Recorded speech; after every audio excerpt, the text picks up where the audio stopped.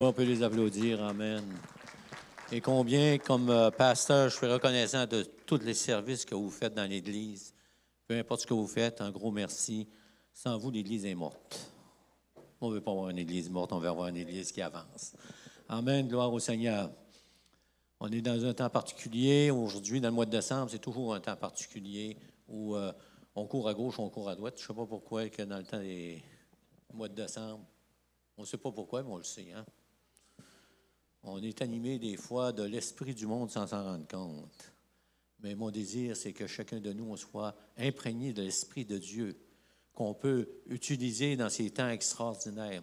Et je bénis le Seigneur qu'il y a toujours sa parole qui est vivante, sa parole qui nous parle. Et à travers la parole, on va voir ce matin combien notre Dieu, je n'ai même pas de mots pour dire la grandeur de mon Dieu. Alléluia. Et quand je préparais mon message cette semaine, j'avais juste un verset dans la tête. J'avais juste le verset qui me revenait tout le temps. Et tout à coup, en ouvrant ma Bible pour aller chercher ce verset-là, j'ai comme eu pas une révélation, parce que ça fait 48 ans que je lis ça. Et je lisais, quand on dit sortir un verset d'un contexte, ça change toute la dimension. Et je me suis mis à examiner ce qu'il y avait avant. Et je dis, hey, c'est extraordinaire, Seigneur. Combien tu utilises des hommes et des femmes. Et là, dans la parole de Dieu, c'est Jean. Combien d'entre nous, lorsqu'on veut donner un livre à quelqu'un, lorsque quelqu'un vous demande « Hey, qu'est-ce que je peux lire dans la Bible? » Qu'est-ce que vous dites? Jean, hein? J'ai connu un homme un jour il ne m'avait pas demandé, j'y avais témoigné, et il a commencé à lire la Bible, puis quand il est revenu, il me dit « Ouais, c'est intéressant ça. Je peux être bigame. » Ah, mais là, il commence son histoire et je dis, par où tu as commencé? J'ai lu Salomon. J'ai dit, et puis il dit, je comprends rien dans toutes les histoires avant et après, mais il dit, Salomon, je l'ai bien aimé, l'histoire de Salomon. Et là, je lui ai dit, écoute, prends l'Évangile de Jean. Et on va commencer ce matin, on va vous parler un petit peu de l'Évangile de Jean. On va aller dans Jean chapitre 1. On va commencer par le commencement. Hein? C'est intéressant de commencer par le commencement. Hein? Est-ce qu'il y en a qui commencent ils vont voir la conclusion d'un livre en partant? Non, hein? On commence par lire le commencement. Hein? Et même ils mettent des préfaces pour nous entrer dans le vif du sujet. Et c'est ce que Jean fait dans Jean chapitre 1, versets 1 à 18. Il dit, « Au commencement était la parole, et la parole était avec Dieu, et la parole était Dieu. Elle était au commencement avec Dieu. Toutes choses ont été faites par elle, et rien de ce qui a été fait n'a été fait sans elle. En elle était la vie, et la vie était la lumière des hommes. Et la lumière luit dans les ténèbres, et les ténèbres ne l'ont point reçue. Il y eut un homme envoyé de Dieu. Son nom était Jean. Il vint pour servir de témoin, pour rendre témoignage à la lumière, afin que tous crurent par lui. Et il n'était pas la lumière, mais il parut pour rendre témoignage à la lumière. Cette lumière était la véritable lumière qui, en venant dans le monde, éclaire tout homme. Elle était dans le monde, et le monde a été fait par elle, et le monde ne l'a point connue. Elle est venue chez les siens, et les siens ne l'ont point reçue. Mais à tous ceux qui l'ont reçue, à ceux qui croient en son nom, elle a donné le pouvoir de devenir enfants de Dieu, lesquels sont nés non du sang, ni de la volonté de la chair, ni de la volonté de l'homme, mais de Dieu. Et la parole a été faite chair, et elle a habité parmi nous, pleine de grâce et de vérité. Et nous avons contemplé sa gloire, une gloire comme la gloire du Fils unique venu du Père.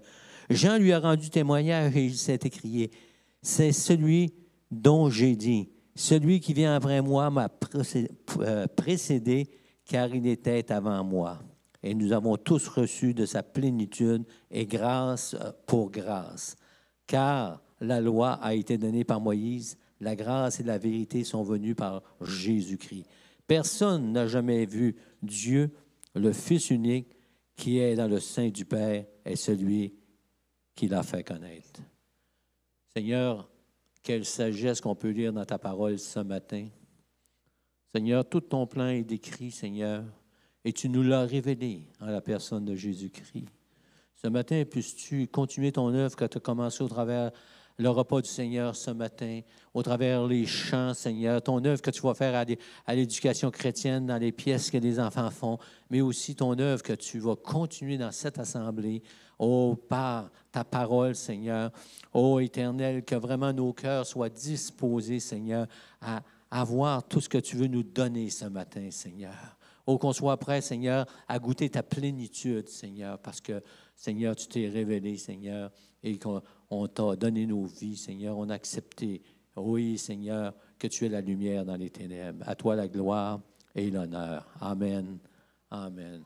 Avant d'entrer dans le vif du sujet, il faut reconnaître qu'il y a quelques mots-clés dans l'Évangile de Jean et qu'on doit les considérer parce que tout au long de l'Évangile, Jean va revenir avec certains thèmes que pour nous autres, si on les a déjà imprégnés dans le cœur, ça va nous aider, non pas seulement à comprendre la dimension de Dieu encore davantage, mais aussi nous aider à partager ce que Dieu veut qu'on fasse aussi, parce que nous sommes appelés à être des témoins fidèles de la parole de Dieu. Et ce matin, on va voir qu'être un témoin fidèle, c'est plus qu'avoir une grande langue. Je suis poli quand je dis ça, hein? Les Canadiens français disent avoir une grande gueule. Hein, c'est pas beau, mais c'est la réalité. Souvent, on parle du Seigneur, puis on parle du Seigneur, puis on parle du Seigneur, puis on parle du Seigneur, puis on parle du Seigneur, puis on parle du Seigneur. Mais la vie chrétienne est plus que parler. On va voir ça ce matin. Et Jean nous donne quelques thèmes qui nous aident à comprendre tout l'Évangile au complet. L'Évangile et surtout Jean dans sa dimension que le Saint-Esprit lui a communiquée. Parce que c'est une chose merveilleuse de savoir que Dieu utilise des hommes et des femmes, alléluia, comme témoins de sa personne. Jean a été utilisé, Jean-Baptiste, et soyez pas découragés si vous vous sentez comme Jean-Baptiste. Hein? Pour que Jean écrive la voix qui crie dans le désert. À quoi vous pensez quand vous lisez ça, la voix qui crie dans le désert? Il parle au sort, il parle à du monde qui ne veulent pas comprendre, ou qui ne comprennent pas, ou qui ne sont pas attentifs. Et parfois, on est de même. Mais regardons pourquoi on va prendre dans Jean chapitre 1, il y a tellement de mots qui ont un impact dans nos vies, mais qui peuvent avoir un impact dans la vie des gens lorsqu'on partage la grâce et le salut. Le premier mot, c'est, Jean il emploie le mot « vie ». Vie. Et il emploie le mot « vie » pour décrire le salut. Par la suite, il va rajouter dans son évangile la vie éternelle. Hein? Jésus nous appelle à la vie, mais pas juste la vie ici-bas. Parce que même si on est chrétien, vous savez, la vie, des fois, est plate, humainement. Combien d'entre nous, on a crié un jour, « Seigneur, j'ai tellement hâte que tu reviennes. » Je sais, vous n'êtes pas de même, là. Mais moi, ça m'arrive souvent. Vous savez, des fois, quand ça va mal, on se tourne de bord, puis dans notre prière, notre cri, c'est « Seigneur, j'ai hâte que tu reviennes en disant, Seigneur, je vais être dans ta présence. » Amen. Parce qu'on sait qu'en Jésus, on a la vie. Et Jean va employer ça tout le long de son évangile. Il va parler que la vie est en Jésus-Christ. Il n'y a pas d'autre vie. La vie est en Jésus-Christ, dans la personne de Jésus-Christ qui va faire une œuvre au-delà de tout ce qu'on peut imaginer. Jean emploie le mot « lumière » parce qu'on vit dans un monde de ténèbres. Cette semaine, je parlais avec quelqu'un, puis c'est pas un chrétien. Mais il me remerciait parce que je ne l'avais pas tanné. Il dit, merci Seigneur. C'est rare qu'on voit ça, hein? Il dit, je sais que tu es pasteur, mais je te remercie. Il dit, tu ne m'as pas écœuré. Mais je dis, gloire à Dieu. Savez-vous ce que je lui ai dit? Tout simplement. J'ai dit, OK. Mais si tu as un problème, je suis toujours à ta disponibilité. Viens me parler. Et ça a pris 2 secondes, il est entré dans le vif du sujet. Et il m'a demandé, sans s'en rendre compte, mon opinion. Et j'ai donné selon la parole de Dieu. Amen. Gloire au Seigneur. Il parle de la lumière parce que la lumière s'oppose aux ténèbres et la vie en Jésus-Christ, elle s'oppose à la vie d'aujourd'hui. Amen. Et les ténèbres, ça symbolise le péché. Comment est-ce qu'on a entendu parler du péché ce matin? Les chrétiens ne vivons pas dans les ténèbres. Vivons dans la sainteté. Alléluia. Vivons dans la lumière de Jésus-Christ. Parce que Jésus dit, je suis la lumière du monde. Il dit, celui qui me suit ne marchera pas dans les ténèbres, mais il aura la lumière de la vie. Amen. Gloire au Seigneur. J'emploie le véritable et la vérité. Jésus a dit, je suis le chemin, la vérité et la vie. Nul ne vient au Père que par moi. Tout le long de son évangile, Jean va parler de notre marche chrétienne. Oh, qu'on doit marcher dans la vérité parce que Jésus est la vérité. Et lorsqu'on va marcher sur cette terre, lorsqu'on va côtoyer les gens, oh, les gens sont à la recherche de la vérité. Ils ne savent plus où cogner de la tête. Et nous savons que Jésus est la vérité, que la parole de Dieu est la vérité. Oh, dans son évangile, Jean parle de la gloire. Il définit, si on pourrait dire, la splendeur qui caractérise l'œuvre de Jésus-Christ. La personne de Jésus-Christ qui est le reflet de la gloire du Père. Il est l'empreinte de sa personne dans Hébreu. Et lorsqu'on marche sur cette terre, alléluia, nous sommes la gloire de l'Éternel. Je suis la gloire de l'Éternel. Pas dans un mouvement prétentieux de fausse humilité ou d'orgueil, mais je suis un enfant de Dieu. Je ne suis pas n'importe qui. Alléluia. J'ai la gloire de l'Éternel. Et lorsqu'on est dans une petite assemblée, vous savez, des fois, ils disent, on entend dire ça malheureusement, hey, une petite assemblée. Vive la grosse assemblée. Merci Seigneur qu'il y a des grosses assemblées. Amen. Mais je bénis le Seigneur qui est dans la petite assemblée. Amen. Et que sa gloire est dans la petite assemblée parce que nous sommes ses enfants. Et nous sommes le reflet de la gloire de l'Éternel. Lorsque nous marchons, alléluia. Hein? C'est pas pour rien qu'il y a bien des choses que je regarde des fois, les ronds de poils que j'ai vus sur les saints dans nos églises catholiques. Hein? Est-ce qu'il y en a qui connaissent les ronds de poils? Hein? Non. Ah, je vais t'instruire, ma sœur. C'est quand j'étais jeune, on allait à l'église catholique. Hein? Puis, il y avait des auréoles au-dessus des statues des saints. Mais nous autres, dans notre petit coin de pays, on était plus audacieux. Il avait mis un rond de poil, j'appelle ça de même, parce qu'il avait mis une couronne ronde sur Saint-Joseph et il était rouge comme moi. Plus rouge que ma figure, imaginez. Et quand tu arrivais au coin de la rue, tu voyais la statue avec un gros rond de poil rouge. Tout le monde le voyait. Et nous autres, nous sommes le reflet de la gloire de Jésus-Christ. Alléluia. Nous sommes visibles. Et c'est l'auréole, excusez l'expression, du Saint-Esprit qui nous suit. Alléluia. Et Jean parle de la gloire. Il parle de la parole, comme on a entendu ce matin. Ta parole est vérité. Amen. La parole de Dieu qui nous restaure. Alléluia. La parole de Dieu qui nous tient, qui fait une action extraordinaire dans nos âmes. Alléluia. Hey, avez-vous réalisé combien la parole de Dieu est extraordinaire? Hein, lorsqu'on marche dans la vallée de l'ombre et de la mort. Oh, ça, c'est pas juste quand on est sur le bord de notre cercueil, là. C'est quand la misère nous atteint des fois, lorsque le déchirement de cœur nous atteint des fois, hein, lorsqu'on est brisé par notre entourage. Et la parole de Dieu, lorsqu'on lit la parole de Dieu, lorsqu'on va dans les psaumes, la parole de Dieu fait un effet. Elle nous restaure. Il parle de la grâce. Amen. L'amour illimité, c'est ça, la grâce de Dieu, sans condition. On a pensé à l'ancienne alliance, puis maintenant on est sous la grâce, on n'est plus sous la loi. Et Jean nous dit de croire. Tout ça est dans notre état d'âme, si on pourrait dire, de mettre notre foi en Jésus-Christ. Dans tout ce qu'on vit. Tout ce qui nous arrive, Dieu le permet. Alléluia. Même si parfois c'est nous qui... Pas besoin de dessin. Mais Dieu permet que des fois je fasse des folies. Moi, je dis faire le clown. Des fois, je regarde le Seigneur et je dis, hey, Seigneur, es-tu fait le clown un fou de moi? Dieu dit, encore, continue. Continuez de croire. Mais le verset qui me frappait, c'est « Et le Verbe s'est fait chair, et elle a habité parmi nous, pleine de grâce et de vérité. » Et ce matin, je vais vous parler de Jésus-Christ qui s'est fait chair. Alléluia. On est dans la période des fêtes. Il y a certains qui appellent ça la période des fêtes, il y en a d'autres qui appellent ça la période de Noël. Il y en a d'autres qui vont dire que c'est la période la plus déprimante de l'année.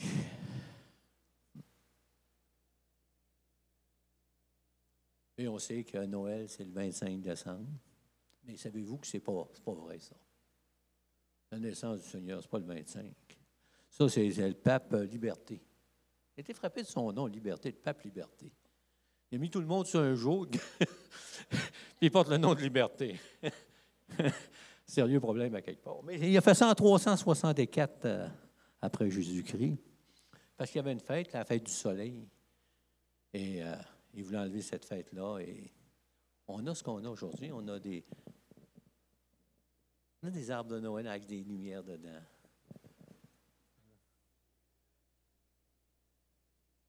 On peut avoir des opinions différentes là-dessus, hein? On a le droit. On a le droit. Moi, quelqu'un dit, moi, chez nous, je n'ai pas d'arbre de Noël, puis pas de lumière. Moi, il n'y a pas de problème avec ça. Mais Jésus est la lumière du monde. La lumière représente la gaieté, si on pourrait dire. Mais ce n'est pas important, ça. L'arbre de Noël, les lumières sur le coup de main. Ce qui est important, c'est qu'est-ce que la parole de Dieu dit. Qu'est-ce que Dieu dit? Les Écritures même rendent témoignage de la naissance du Seigneur. Vous allez dans Marc, vous allez dans Luc, hein, et Dieu a pris la peine de susciter aux hommes d'écrire la venue du Seigneur Jésus-Christ. Et il y avait une raison à ça, c'est ce qu'on va voir ce matin. Il y a une raison à ça. Il y a une raison profonde qu'on a entendue ce matin de différentes manières. Vous allez dire, ben, pasteur, c'est bizarre ce que tu apportes un matin. C'est comme si on l'avait entendu tantôt. Vous avez peut-être remarqué que je vais amener des paroles qui ont été dites de façon peut-être différente. Mais la parole de Dieu nous révèle que Marc, Luc et ainsi de suite, il nous parle de la naissance du Seigneur dans le Nouveau Testament. Dans l'Ancien Testament, on a aussi l'annonce de la naissance du Seigneur dans Michée et ainsi de suite. Mais est-ce que Dieu aurait pu choisir un autre moyen? Vous êtes-vous posé cette question-là? Y avait-il un autre moyen plus simple que ça?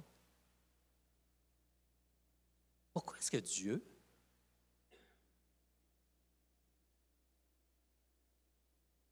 a laissé son trône, sa gloire, puis il est descendu sur terre, puis il a pris la forme d'un homme? Pourquoi il a fait ça? Ah, ouais, mais il aurait pu le faire de son trône en haut, dire « Hey, c'est fini en bas! » Hein? Et on va voir ça ce matin, et on va voir qu'il y avait une raison spéciale. Dieu, dans sa sagesse, a fait un œuvre extraordinaire. Alléluia. Il aurait pu choisir d'autres moyens. On peut dire, oui, il aurait pu choisir d'autres moyens, mais c'est le moyen qu'il a choisi, c'est le meilleur. Si ce n'était pas le meilleur, il aurait agi autrement. Que Jésus soit venu sur cette terre en chair et en os, si on pourrait dire, c'est la meilleure chose dans sa sagesse que Dieu nous a donnée. Amen. Et ce matin, on a pris le repas du Seigneur, on s'est souvenu, on n'a pas renouvelé la croix, on s'est simplement rappelé l'œuvre de la croix que Jésus a faite pour que nous soyons en réconciliés avec le Père et que nous ayons le pardon de nos péchés en versant son sang sur la croix. Et ce matin, on va se rappeler pourquoi est-ce que Dieu a choisi de devenir humain pour sauver l'humanité. Pourquoi est-ce qu'il a fait ça? On a eu toutes les réponses dans les prières ce matin. Si vous avez été attentif, êtes-vous attentif lorsqu'il y a des paroles?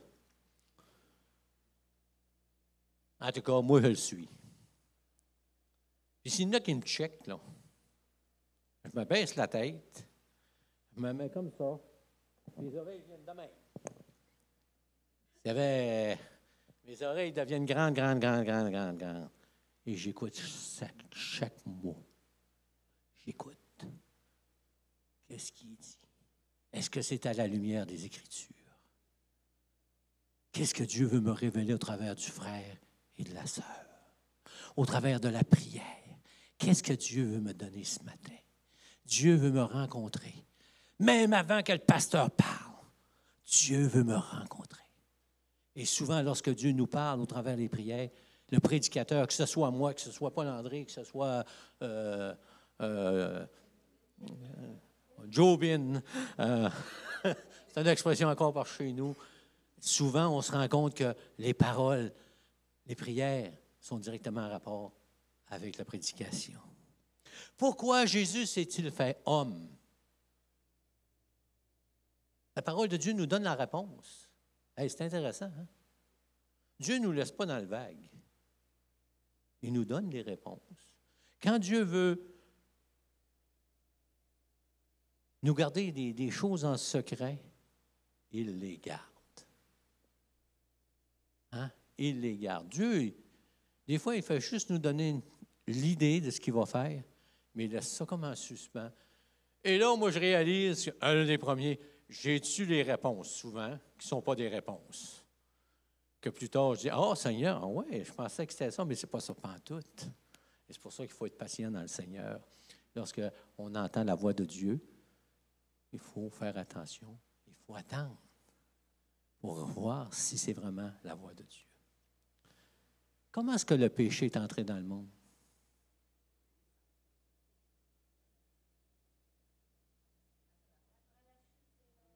Le péché est entré. C'est pas moi qui le dis, là, je vais vous le lire. Dans Romains 5, 12.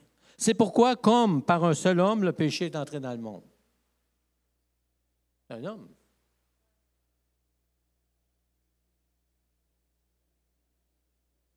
Ne pas me dire que c'est Satan, là. La parole a dit que c'est un homme. Ah, Satan est en arrière. Hein? Ça, c'est comme Caïn et Abel. Seigneur, Seigneur, suis-je le gardien de mon frère? Autrement dit, hey, c'est le frère que tu m'as donné, c'est de sa faute. Nous autres, les hommes, on a cette attitude-là. Seigneur, c'est pas de ma faute, c'est ma femme. Ben oui, c'est de même que ça a commencé, il faut que ça continue. Hein? C'est pas moi, Seigneur, c'est ma femme. Il dit, le péché est entré dans le monde parce qu'un homme, une personne, l'a laissé entrer dans sa vie. Il va plus loin. Il dit, parce que le péché est entré par un homme, il fallait qu'il sorte par l'homme de Dieu. Il fallait que le péché soit enlevé par l'homme de Dieu, qui est la personne de Jésus-Christ. Alléluia. Sagesse de Dieu. Alléluia. Car tous ont péché et sont privés de la gloire de Dieu, nous dit Paul dit. Et ils sont gratuitement justifiés par sa grâce, par le moyen de la rédemption qui est en Jésus-Christ. C'est lui que Dieu a destiné par son sang à être pour ceux qui croiraient victimes propitiatoires, afin de montrer sa justice, parce qu'il avait laissé impunis les péchés commis. Et quelle chose merveilleuse aujourd'hui, parce que Jésus-Christ est devenu un homme, le péché n'est pas couvert pour un temps. Il est enlevé.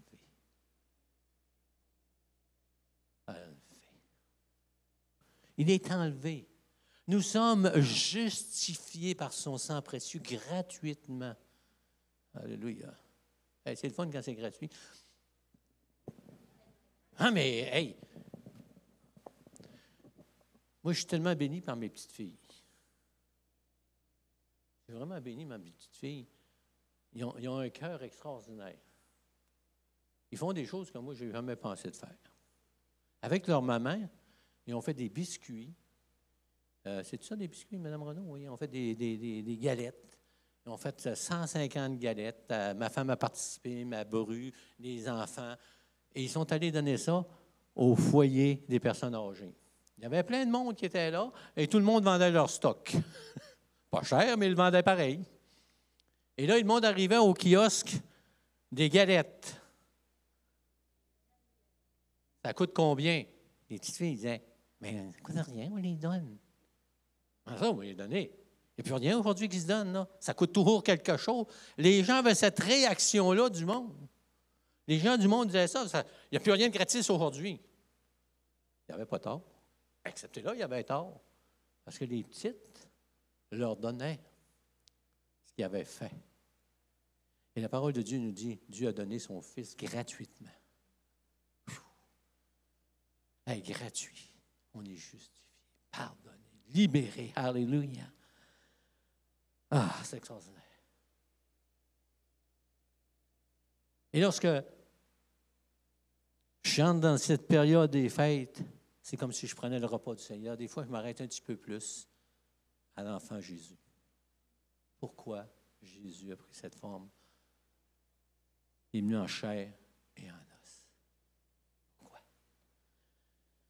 Et vraiment, ça me montre la grandeur de Dieu. Gratuitement. Alléluia. Et c'est ce qui m'a amené d'une façon au Seigneur, parce que j'ai toujours dit, il n'y a rien de gratuit sur cette terre. J'ai été élevé de même quand j'étais jeune. Mon père m'a toujours dit, s'ils disent que c'est gratis, méfie-toi parce qu'ils vont avoir la facture en arrière. Mais avec Jésus, il n'y a pas de facture. C'est gratuit. Pourquoi est-ce qu'il a pris la forme d'un simple homme? Ça nous démontre l'amour de Dieu. Et c'est pas juste un petit enfant. J'avais un gars à côté de chez nous, dans la rue à côté de chez nous, il est très, très célèbre. On le voit tous les jours à la télévision. Moi, j'ai été élevé à côté de lui. Puis son patois, c'est le petit Jésus de plâtre. Pas un Jésus de plâtre qu'on a. C'est pas un petit bébé. C'est un Jésus qui montre l'amour du Père. Un amour extraordinaire, c'est inconditionnel. C'est un amour qu'on ne peut même pas... Qui d'entre nous, si on était le roi des rois et le Seigneur des seigneurs, on serait descendu? Ben moi, je serais tellement orgueilleux, je serais resté en haut. Mais lui, dans son amour, il est descendu. Dieu prouve son amour envers nous en ce que lorsque nous étions pécheurs, Christ est mort pour nous. Dans Éphésiens 3,19, il dit « Connaître l'amour de Christ qui surpasse toute connaissance. » Imaginez. Ça dépasse toute connaissance. Il faut vraiment avoir l'Esprit de Dieu pour reconnaître que la Bible est vraie.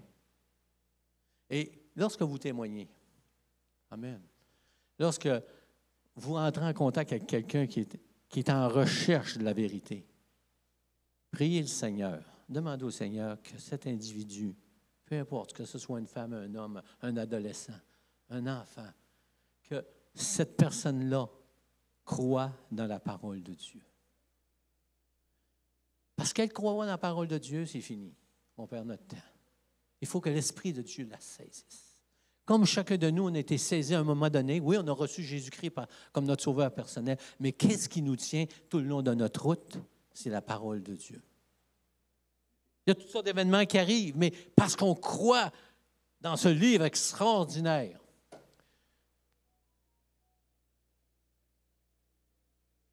Hey, cette semaine, j'en ai pris pour mon rhume.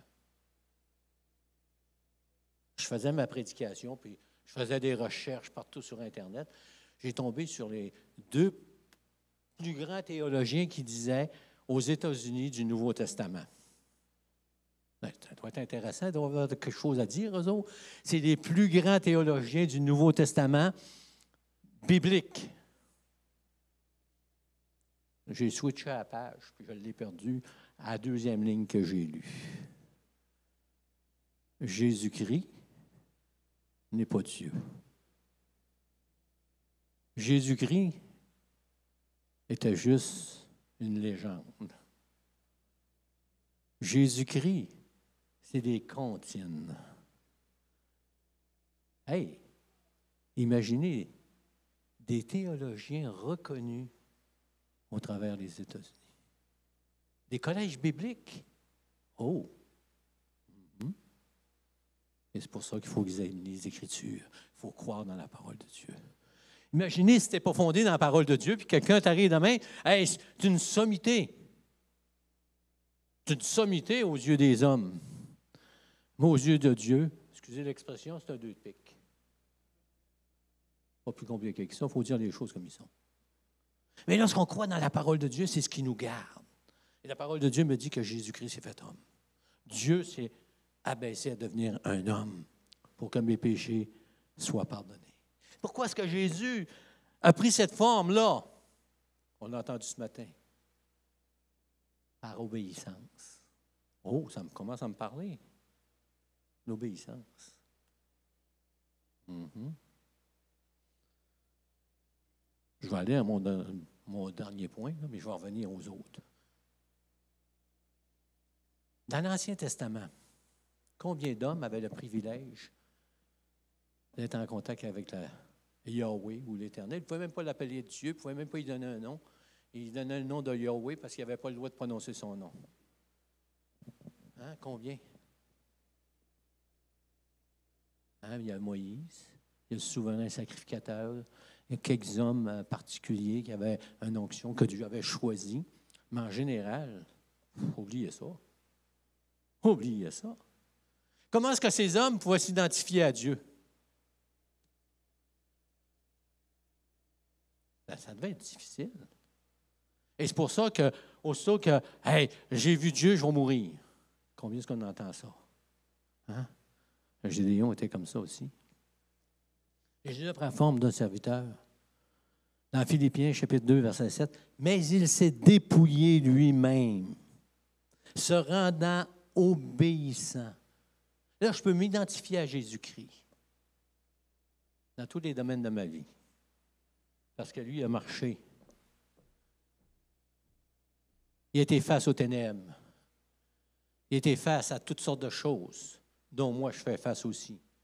Mais lui a eu une démarche particulière. La première des choses, c'est qu'il était, au départ, c'est l'obéissance. Est-ce que ça va bien le mot obéissance pour vous? Mesdames, est-ce que ça va bien le mot obéissance? Oui. Mesdames, messieurs, si je vous dis soumission. Oh, les oreilles nous étirent. Et on dirait que ça prend un autre sens. Hein? Je suis prêt à obéir, mais je ne suis pas prêt à me soumettre.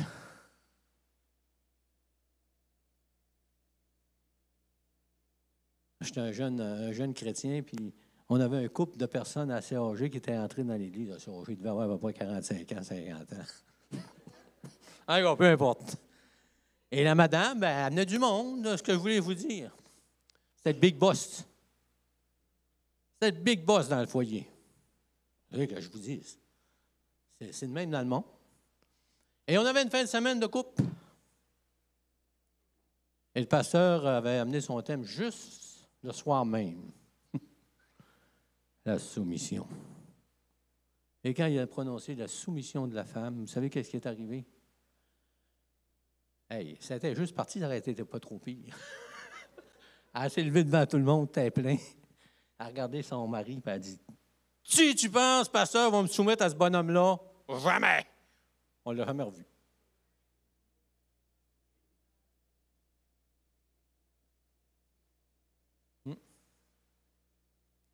Pour vous montrer que des fois, les termes, ils sont profonds.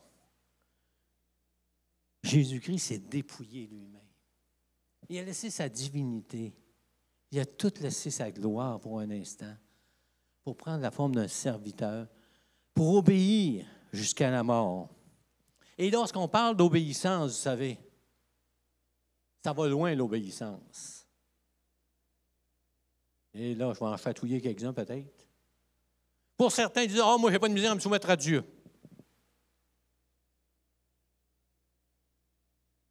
Je fais tous mes efforts à me soumettre à Dieu. Mais me soumettre aux hommes, jamais. Jésus s'est soumis aux autorités civiles. Ah ouais? Même, il payait le tribut. Il payait au gouvernement qui était tout contraire à ce qu'il prêchait. Mais il était soumis aux autorités.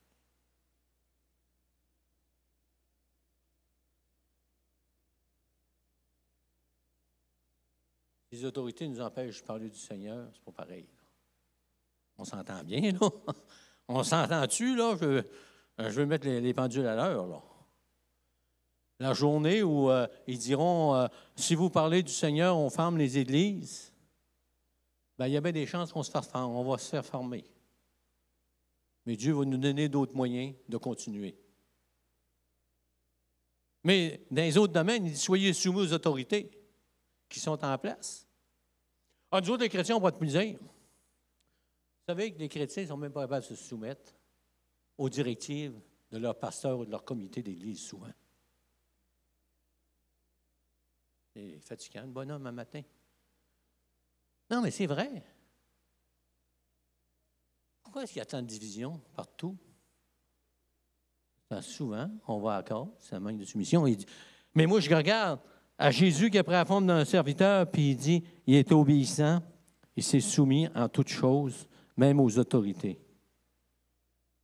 Seigneur, donne-moi ton attitude. Donne-moi ton attitude. Toi, Seigneur, lorsque j'ai de la misère à me soumettre aux autorités, ça m'arrive.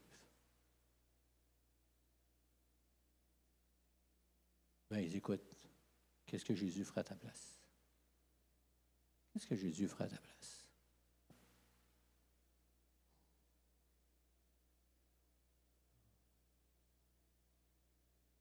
Parce qu'à travers la soumission, il se passe des choses extraordinaires. Son humilité. On a tout entendu ça ce matin. Hein? C'est drôle, hein? C'est bizarre, l'humilité. L'humilité, c'est la plus grande chose qu'un chrétien peut posséder ici-bas. Être humble. Pas un gars qui rampe, une femme qui rampe, puis qui... Non, vous savez, on pense... Mais on a la définition, hein? Un homme humble, c'est une mauviette. Regardez pas Back to the Future, hein? Mauviette. Il est enragé. C'est une mauviette. Mais l'humilité, c'est quelque chose que Jésus avait. Pourtant, il était Dieu. Parce que Jean, il commence par ça, il dit, écoutez, vous autres, là,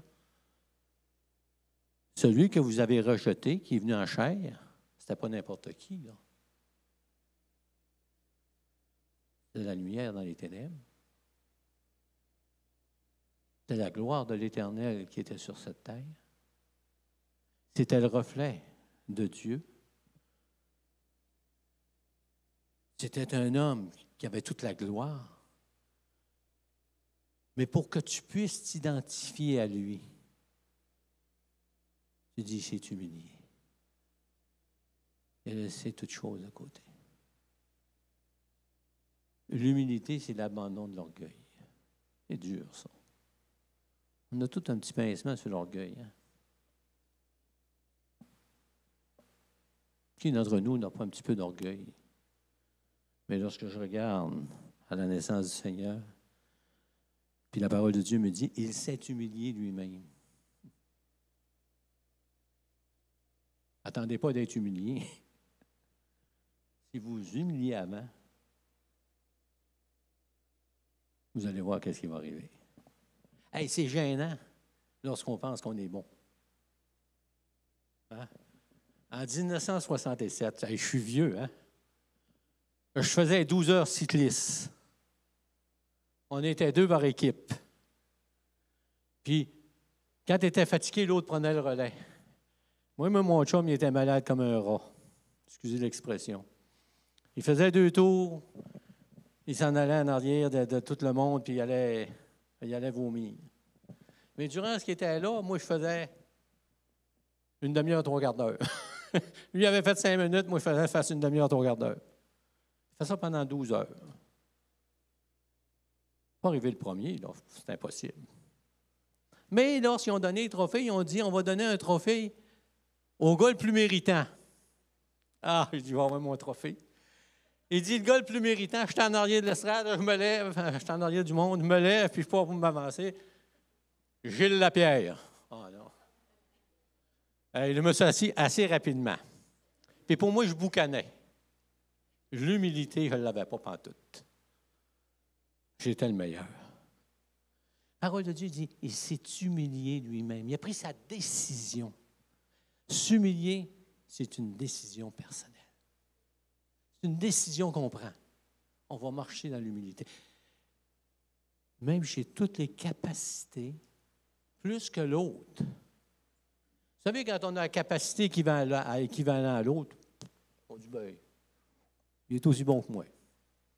Mais quand il ne les a pas, c'est plus dur à prendre. Hein? Ceux qui ont des emplois, surtout aujourd'hui, c'est un concours à performance. Tu performes, puis tout à coup, vous êtes deux égales, puis tu es sûr qu'ils vont te prendre, puis ils vont prendre l'autre, toi, bien l'autre, puis ils prennent celui qui est en arrière. Oh, ça, c'est dur. La parole de Dieu nous dit qu'il était Dieu, le roi des rois, le Seigneur des seigneurs. Il y avait toute la gloire, il y avait toute l'adoration. Puis il s'est dépouillé lui-même. Il s'est rendu serviteur, se rendant obéissant jusqu'à la mort. Amen. Et la parole de Dieu nous dit, il dit, ayant paru comme un saint homme. Alléluia. Aujourd'hui, je suis béni lorsque je regarde le berceau, lorsque j'entre dans cette période des fêtes, où je me rappelle que le roi des rois est descendu sur cette terre, il a pris la forme d'un homme, et là, je peux m'identifier à lui. Comment ça? Parce que la parole de Dieu me dit, il a souffert. Lorsque je souffre, lorsque tu souffres, sache que Jésus a souffert encore plus que toi. Ce que tu souffres, c'est rien à côté de ce qu'il a souffert. Est-ce qu'il y en a qui ont broyé du sang? On pleure pour nos enfants. Vous savez, les parents, des fois, hein, quand on regarde à nos enfants et on voudrait qu'ils soient sauvés, on crie au Seigneur, on supplie le Seigneur, les larmes coulent. Mais il n'y a pas de sang encore. Jésus a souffert en enseigner, si on pourrait dire. Il était. Combien j'entends ça dire? On parle de sainteté. Hein? Savez-vous que la sainteté, c'est une décision? Ah, le Seigneur va me donner le vouloir et le faire, c'est vrai, mais pas pour le péché. Le péché, il dit, wow, c'est fini, gars, là, tu as une décision à prendre. Tu sais quand c'est pas correct. Tu sais quand tu es orgueilleux. Ben, l'orgueil, c'est du péché, là. Soyons francs, là, hein? Il dit, wow, minute, là, mets ça de côté. C'est ma décision. Soyez saints. Il dit, vous serez saints parce que je suis. Non, il dit, soyez saints. Prends ta décision. Marche. Et là, je peux m'identifier à Jésus parce qu'il a passé par les tentations. Mais être tenté, ce n'est pas péché. Être tenté, ce n'est pas péché. Péché, c'est succomber. On pourrait parler longtemps là-dessus, là, mais il dit dans Hébreux 2,18, car ayant tenté lui-même dans ce qu'il a souffert, il peut secourir ceux qui sont tentés. Vous savez, Jésus a marché sur cette terre. Il était un enfant, il était un adolescent, il était un adulte. Il a marché. Il a vécu tout ce qu'on a vécu. Il y a eu des émotions. Il y a eu des tentations.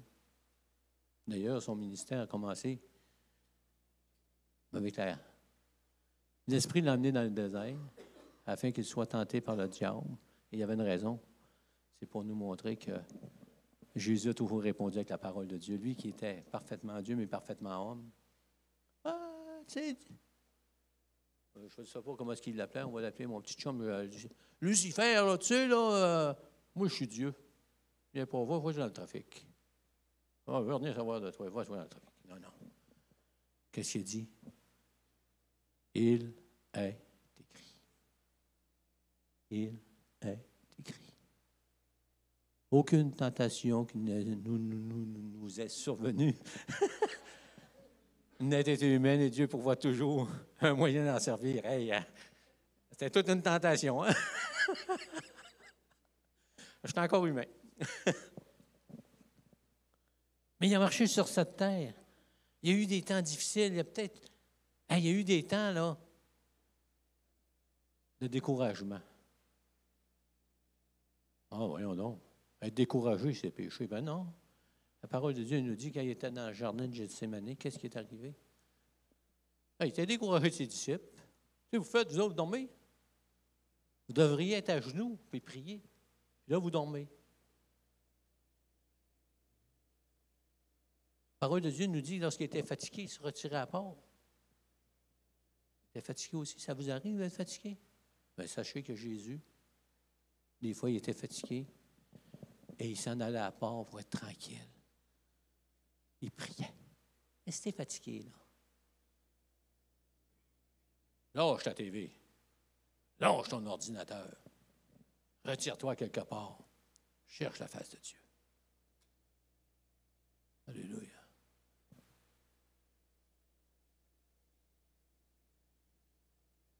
Il a marché sur cette terre.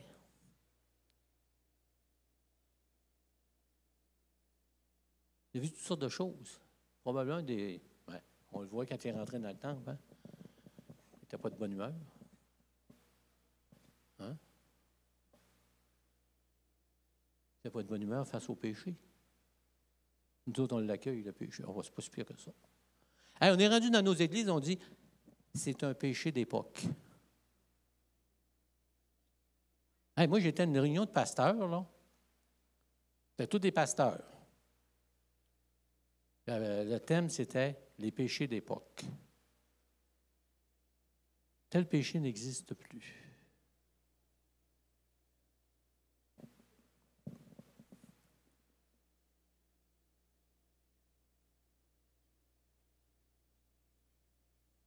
Je suis surpris des fois de ce qui se passe dans les églises chrétiennes aux États-Unis.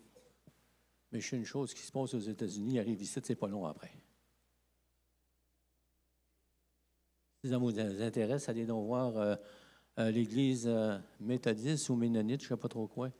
Ils ont pris un vote, puis 49% des répondants, c'est les gens des églises, acceptaient que leur pasteur ait de l'amour pour un homme.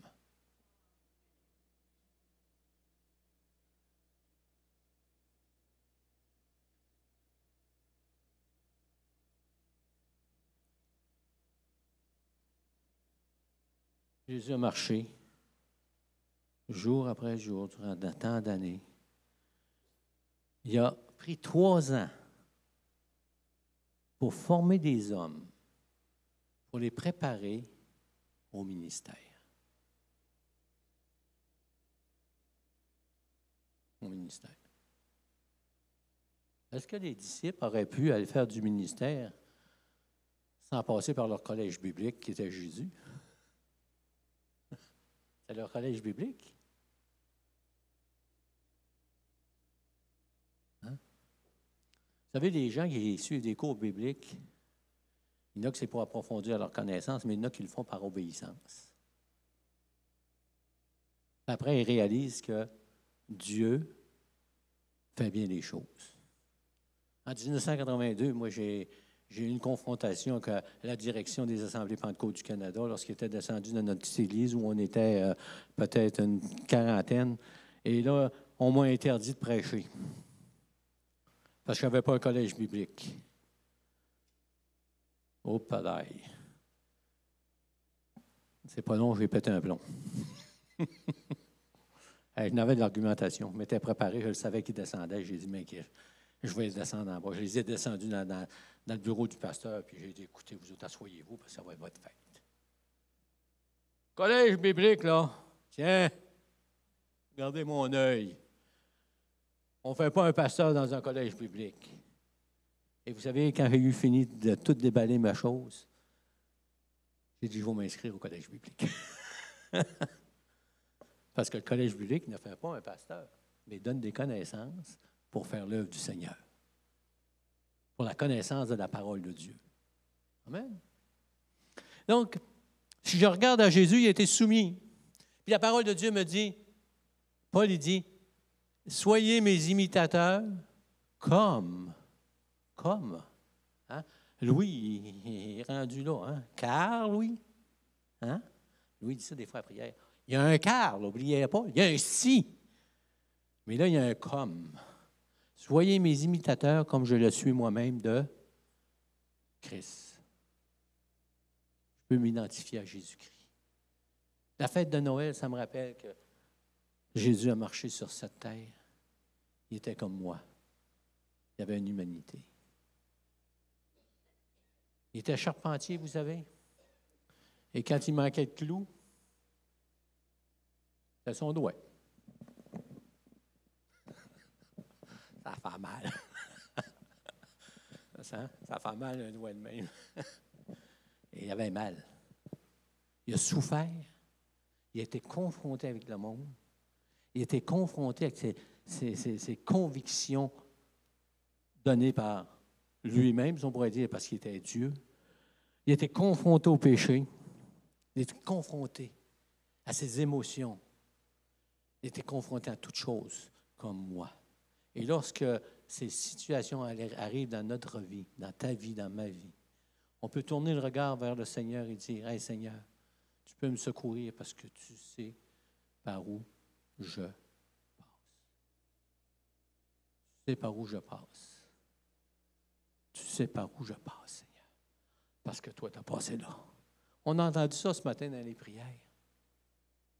Mais c'est biblique. Merci, Seigneur. Rappelle-toi que ce Dieu qui t'a aimé le premier, il était dans la gloire de son Père. Et il s'est dépouillé lui-même de sa gloire pour prendre la forme d'un homme, d'un serviteur, avec tout ce que ça comporte. Il s'est dépouillé lui-même. Il a marché. Il était tenté à toutes choses, mais il a résisté. Et tout ce que Dieu dit dans sa parole, par l'intermédiaire de Paul, il dit, « Devenez donc les imitateurs de Dieu. » Et Jésus-Christ est Dieu. Amen. On va remercier le Seigneur. Je ne sais pas quelle heure qu'il est. Ça doit être avancé pas mal. Je ne vois pas pendant toutes le soleil est là. Mais ce n'est pas grave. Dieu, on veut te bénir, on veut te remercier. Parce que dans ton amour, dans ta clémence, Seigneur, dans ta sagesse, dans ta connaissance, tu savais que l'homme, Seigneur, avait besoin d'un exemple, avait besoin d'une identification à quelqu'un. On a juste à penser, Seigneur, à nos jeunes qui s'identifient aux joueurs de hockey, aux sportifs et ainsi de suite. Que le chrétien s'identifie à la personne de Jésus-Christ. Parce qu'il a passé par les mêmes choses qu'on passe, Seigneur. Parce que tu as résisté, tu as eu des émotions, tu as eu faim, tu as eu soif. Mais Seigneur, on veut marcher dans tes pas. On veut marcher, Seigneur, afin que ta gloire resplendisse là où on est, Seigneur. On veut être l'empreinte de ta personne, Seigneur. Oui, Éternel, merci pour ta grâce. Merci pour ce que tu as fait sur la croix du Calvaire. Mais merci pour ton plan de salut qui est extraordinaire, qui n'est pas notre façon de penser, mais Seigneur, tu l'as accompli avec des bonnes raisons. Et on te donne la gloire et l'honneur. Merci, Seigneur. Amen et amen. Pour terminer, n'oubliez pas en arrière, si vous voulez venir, vous avez pas marqué votre nom. Il y a encore de la place. Il y a encore de la place pour la nourriture, hein, Louise? Il y a encore de la place pour la nourriture. Et ceux qui veulent faire un chant ou quelque chose, il y a encore de la place. Vous êtes la bienvenue. Vous avez juste à venir me voir.